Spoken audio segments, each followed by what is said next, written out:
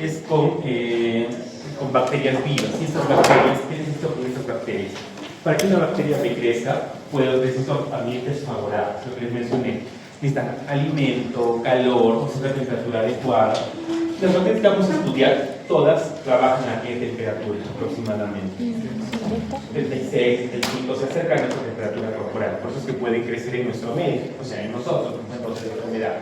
Necesitan entonces temperatura, algunas oxígeno, algunas requieren que no haya oxígeno, no sea, toda la condición favorable para que haya crecimiento y desarrollo bacteriano.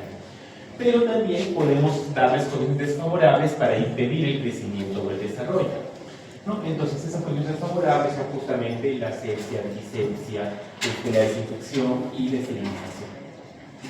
Cuando yo le quito las condiciones, es decir, no le doy nutrientes, en un punto se detiene el crecimiento. Cuando yo con una temperatura muy baja no van a crecer, con una temperatura muy elevada tampoco crecen. O puedo simplemente agregar tóxicos para impedir su crecimiento. Entonces, ¿cuáles son las como condiciones favorables que tenemos? Tenemos procesos físicos o químicos que van a impedir el crecimiento o proliferación bacteriana, ¿no? Justamente va a matar o inactivar a las bacterias en fase vegetativa. ¿Qué es la fase vegetativa? Cuando ya se desarrollaron, crecieron, es una bacteria metabólicamente activa, ¿no? Está simplemente una bacteria que está cumpliendo sus funciones. Tenemos desinfectantes y antisépticos. ¿Cuál es la diferencia entre estos dos conceptos? El desinfectante es una sustancia química o un agente físico-químico que puedo aplicar sobre una superficie inerte, es decir, sobre la mesa de trabajo. Por ejemplo, después de cuando acabamos las prácticas, el personal viene y limpia la mesa, ¿no? La desinfecta con alcohol al 96%, ¿no? con alcohol o con lejía. ¿Ya? En cambio, el antiséptico lo uso en tejidos vivos. Por ejemplo, ustedes para lavarse, para limpiarse las manos, en la época del COVID, ¿qué hacían? ¿Qué les daban? Alcohol, ¿verdad? Les daban alcohol. Entonces, esa es la diferencia entre desinfectante y antiséptico. Por ejemplo, tenemos alcohol al 96 y alcohol al 70%. ¿Cuál es desinfectante y cuál es antiséptico? 96 desinfectante. 96 es desinfectante, al 70% es antiséptico. ¿Ya? La lejía es un antiséptico o desinfectante. Un desinfectante. Un desinfectante, no se van a echar lejía sobre las manos, ¿verdad? Porque no está bien. ¿Han ido al hospital? Todavía, ¿no? ¿Todavía llevan su médica básica? Ya no existe. Eso es un médica básica. No hacemos. No de crecimiento no van a llegar. Entonces, pero en el hospital hay un jabón especial para la persona que tiene clorexidina. La clorexidina con presión baja es un estupendo antiséptico, por ejemplo. Y también tenemos el proceso de esterilización. La esterilización es un proceso mucho más intenso, mucho más eficaz que la desinfección.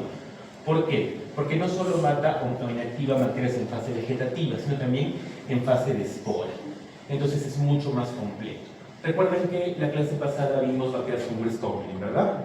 Y vimos las esporas en verdecito. Entonces, cuando vemos las esporas, ¿qué ha ocurrido? La bacteria ha encontrado un ambiente hostil. Entonces, para seguir, ya que no puede alimentarse, no puede crecer, no puede desarrollarse, ¿qué es lo que hace? Forma esporas. Y esa forma de esporas es como que, entre comillas, hiberna, ¿no? O sea, se queda allí guardadita y cuando llegue la espora a un lugar adecuado, como tenga condiciones, vuelven a crecer bacterias. Entonces, es una forma de reservarse. También los parásitos, por ejemplo, los parásitos forman quistes, ¿no? Entonces, los quistes también van a resistir mucho mejor lo adverso. Entonces, eso también los hongos, de acuerdo a la condición, algunos pueden ser levaduras o luego pueden ser hifas, dependiendo de qué condiciones esté, ¿no? Entonces, si yo tengo eso, si yo tengo esterilización, voy a eliminar no solamente a la forma activa vegetativa, sino también a la forma esporular. Entonces, es un proceso más complejo. ¿Sí? Porque ¿qué ocurre? Si yo dejo, por ejemplo, le agrego, lo desinfecto con alcohol, meto la superficie y nada más, pero quedan las esporas. Cuando yo meta mi muestra a la estufa, ¿qué va a pasar con esta muestra? Vamos a tener calor, vamos a tener alimento, las esporas, ¿qué van a hacer? Claro, se van a dar cuenta que tienen un buen ambiente, entonces vuelven a producir bacterias. Y voy a tener bacterias ambientales y no las bacterias de mi muestra. Porque las bacterias ambientales van a competir con las bacterias de mi muestra por el alimento. Y tampoco se da mucho. Entonces, esa es la diferencia entre esterilización y desinfección. La esterilización también elimina bacterias de la fase, para que meten microorganismos en fase esporular. ¿Cómo podemos esterilizar? Tenemos agentes físicos, agentes químicos. Los agentes físicos, por ejemplo, tenemos el calor, la radiación y agentes mecánicos. Sí, les mencioné que cuando trabajamos siempre prendemos el fuego allí cerca, ¿verdad? Para trabajar cerca del fuego. Es una forma de esterilizar en el espacio que tenemos alrededor, porque alcanzamos temperaturas altas. Entonces, de esa forma eliminamos bacterias y organismos que puedan estar allí cerca. La radiación, tenemos en la radiación ultravioleta. Cuando vamos a sala de operaciones, después de una cirugía, se prende durante 20 minutos o 15 una luz ultravioleta. ¿Para qué? Para eliminar a los organismos que estén en la sala explorada, ¿no? O sea, bacterias, hongos, virus y demás. Se eliminan porque la luz ultravioleta es un muy buen desinfectante. Cuando lleven parásitos el próximo año, cuando vean enterobios, o sea, oxiuros, una de las recomendaciones para el tratamiento, o sea, después del tratamiento, es que las sábanas frazadas del paciente se pongan al sol, se tienen al sol. ¿Por qué? Porque la luz ultravioleta elimina los huecos que pueden haber quedado. Agentes mecánicos. En este caso se trata de filtros. Por ejemplo, cuando tenemos un ambiente cerrado, los laboratorios de seguridad del INS, ya donde se trabaja con bacterias altamente contaminantes, bacterias sin vacunas o, por ejemplo, virus, ¿no? En ese caso, no podemos estar aquí que tenemos ventanas y lo que trabajamos en el ambiente. Porque aquí no tenemos nada potencialmente mortal. O sea, les dije, les puede variar lo que les podría dar. Huevos, pero nada potencialmente mortal. En cambio, en esos casos no pueden botar el ambiente al aire, tiene que salir el aire filtrado, ¿no? O en las cabinas de seguridad, que también el aire se filtra con los aires. Entonces, esos son agentes mecánicos para esterilización, son químicos. Agentes físicos. Acá tenemos al calor. El calor puede ser calor húmedo o calor seco. El calor al tener temperaturas muy altas justamente genera la desintegración de la bacteria del esporo y demás. Vimos la clase pasada los tipos de bacterias de acuerdo a su temperatura, ¿verdad? Que teníamos en las mesófilas, que eran las que estaban por nuestra temperatura, que iban desde los 20 y tantos a los 50 y tantos. Entonces, estos hongos alcanzan temperaturas muy altas y lo que hacen es eliminar a todo microorganismo. Puede ser con calor húmedo o calor seco. ¿Cuál es la diferencia? La diferencia es que el calor húmedo requiere vapor de agua, es decir, ponemos en el horno agua y al alcanzar temperaturas tan altas, el agua empieza a hervir y forma vapor de agua. Este vapor de agua va a estar caliente o va a estar frío. Caliente, claramente. Entonces, el vapor de agua se puede movilizar por todas las superficies, por todos los recovecos del material y demás, y esteriliza de una forma, digamos, más efectiva. Además que el vapor de agua también genera presión, porque lo hacemos dentro de una olla, entre comillas. Entonces, tenemos calor, tenemos vapor caliente que lleva el calor por todo lado y tenemos presión. Entonces, todo esto ayuda a destruir a las paredes bacterianas, a las membranas, a desatravesar proteínas, ¿no? Y todo eso hace que las bacterias, el microorganismo en general, se mueran. Entonces, el calor seco básicamente es un horno de esterilización. Vamos con el calor húmedo. El calor húmedo tenemos justamente las autoclaves, que son los hornos de esterilización por calor húmedo. ¿Qué va a ocurrir? Puede generar vapor, lo que les mencioné, puede ser por ebullición, cristalización, pasteurización. Lo que más hacemos acá es por vapor. Lo que utilizamos es vapor. Ponemos agua, el agua se hipercalienta y forma vapor de agua. ¿Ya? En la pasteurización, ¿en qué lo han escuchado? En lácteos, ¿no? Básicamente en lácteos. En general, la pasteurización se utiliza solamente con líquidos. ¿Qué es lo que se hace? El líquido se convierte a gas, el gas se convierte nuevamente a líquido, ¿no? Y de esa forma se esteriliza. No se entiende esterilización. Pero, por ejemplo, el agua de lluvia es estéril. Cuando cae directamente es estéril. Es agua que ha pasado de líquido a gaseoso, de gaseoso a líquido nuevamente. Por esos cambios de temperatura tan marcados, es totalmente estéril. El agua de lluvia que cae del cielo, cuando ya cae del techo, claramente es una estéril, ¿no? Pero es un proceso de pasteurización. Y solo lo hacemos con líquido. Entonces se convierte en líquido, vapor gaseoso, nuevamente se convierte en líquido y de esta forma está totalmente esterilizado. Bueno, lo que nosotros tenemos es esto de acá. Ya es un horno de calor húmedo. El horno de calor húmedo es, no sé si les recuerda algo, es como una olla a presión, ¿no? Es una olla a presión. ¿Sí? Ya. La olla a presión, ¿qué cosa hace? Justamente genera mucha presión por el vapor que se genera por el calor, ¿verdad? Y al generar, al tener calor, tener una presión tan elevada dentro, ¿qué ocurre? La carne todo se cocina rápidamente porque además de calor tengo presión. Aquí ocurre algo parecido. Acá tengo mi ollita. Dentro de mi ollita voy a poner lo que hemos preparado, los medios de cultivo que yo quiero esterilizar, el material que yo quiero esterilizar. Y acá tiene una bandeja con agua y tiene una resistencia que genera calor. En esta resistencia que genera calor, ¿qué es lo que hace con el agua? La calienta y genera vapor. El vapor de agua se mete por todos los recovecos que se encuentran por acá y va esterilizando. Entonces tengo el calor del vapor, y además, mientras yo tenga más vapor, ¿qué va a ocurrir con mi ollita?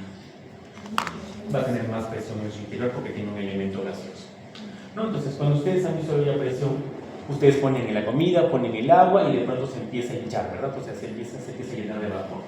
¿Qué hacen cuando acaba? La abren de frente, se agarra un pitito y se bota justamente el vapor. Entonces, igualito, abrimos el pitito y botamos el vapor. Se bota todo el vapor de agua.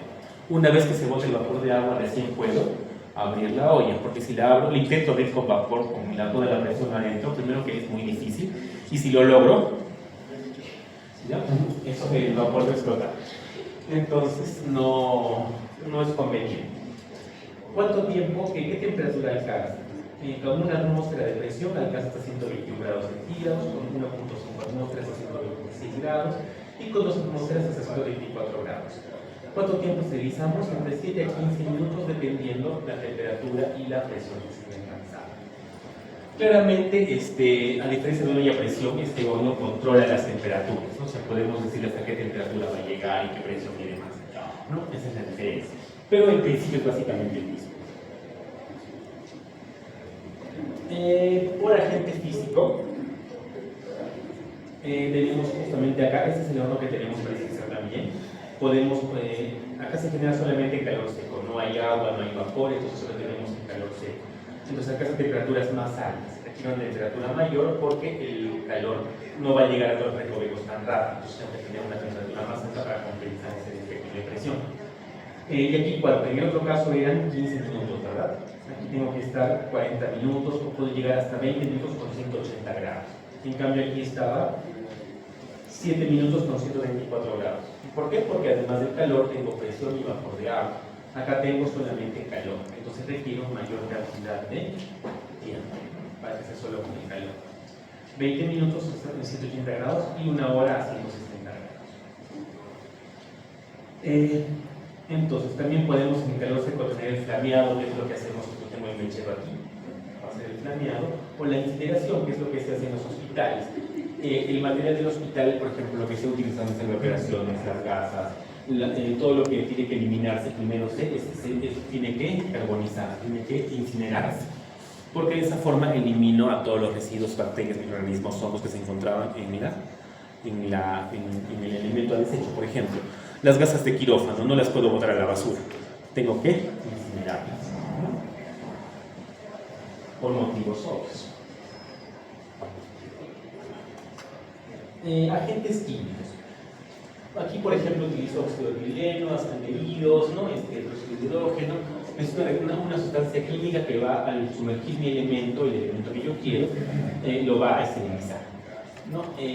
Claramente esto es más caro, se requiere de renovar el químico constantemente, ¿no? ¿Por qué utilizaría yo un agente químico si tengo agentes físicos? Depende del material, ¿no? Por ejemplo, ¿les han hecho endoscopía alguno de ustedes? ¿O han visto una endoscopía alguna vez? Es una manguera flexible. Si yo meto esa manguera a 180 grados en el horno de calor, ¿qué va a pasar con mi manguera? Exactamente, entonces no puedo utilizarla con calor, no me va a servir. Entonces para eso utilizo químicos, por ejemplo, aldehídos. Entonces, bueno, en los controles de gasto en el hospital hay unos contenedores con formaldehído y se sumerge allí el tubo de endoscopía, ¿no? Para que se esterilice. Entonces, si el material no va a soportar el calor, no lo puedo poner en un horno que va a llegar a 180 grados. Claramente, para ese tipo de materiales tengo los químicos.